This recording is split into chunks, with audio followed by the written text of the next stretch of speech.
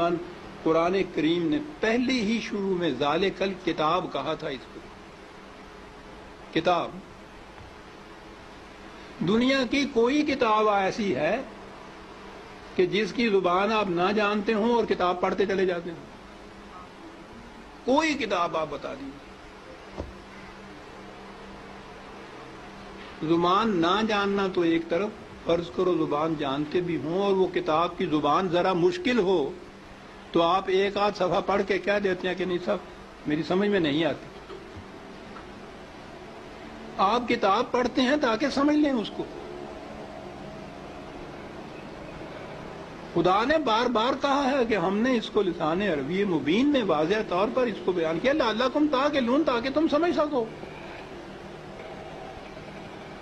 کتاب کو اگر سمجھ کے پڑھ لیا جاتا عزیزان من تو نہ ملوکیت باقی رہتی، نہ سرمایہ داری باقی رہتی، نہ مذہبی پیشوائیت باقی رہتی. سازش یہ کی گئی کہ سمجھنے کی بات یہ ہے نہیں، بغیر سمجھنے کے، بغیر مفہوم جاننے کے ان کے الفاظ کا دہرا دینا جو ہے اس سے نیکیاں مل جاتی. ایسا چکر دیا کہ کتاب کا سمجھنا جو تھا، سمجھنا کتاب کا بے معنی ہو گیا. بغیر سمجھے ہوئے اس کے الفاظ کا دہرا دینا عین مقصود یہ رہ گیا.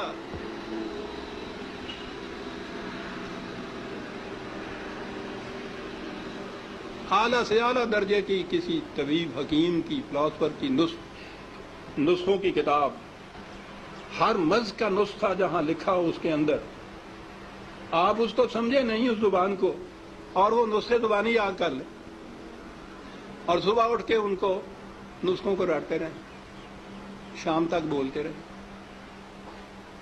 کچھ پتہ نہ ہو آپ کو کہ سونف کسے کہتے ہیں، ترنجبین کیا ہوتی ہے، اور پڑھتے چلیں. کیا مرض کی شفا مل جائے گی اس طرح سے؟ اس کتاب کا مقصد پورا ہو جائے گا؟ میں نے کہا ہے ابھی کہ ہے کوئی دنیا میں اور کتاب جس کے ساتھ یہ کچھ آپ کرتے ہوں؟ عزیزان من، اس کتاب عظیم نے کیا لیا ہے کہ ہم اس کے ساتھ یہ کرتے جو کسی کتاب کے ساتھ نہیں کرتے. یہ سب اس لیے کہ یہ سمجھ میں نہ آ جائے، کہیں ہو نہ جائے آشکارا شرع پیغمبر. کہیں یہ آج ہی کی سازش نہیں ہے، شروع سے چلی آ رہی ہے. یہ لگا دو اس لائن کے اوپر کہ دہراتے جاؤ اس کو ساتھ بغیر سمجھے.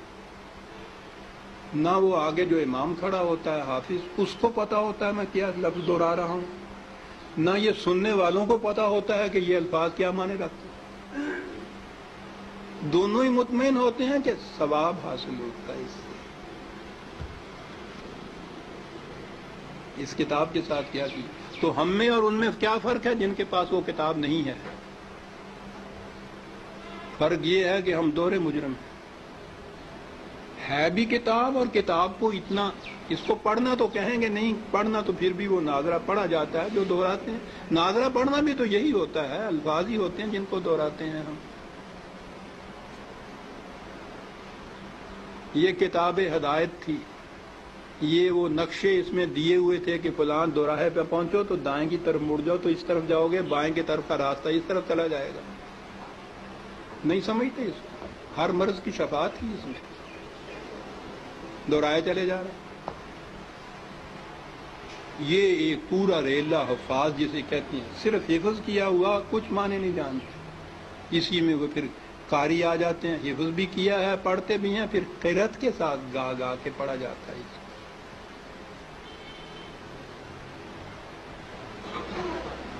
قانون کی کتاب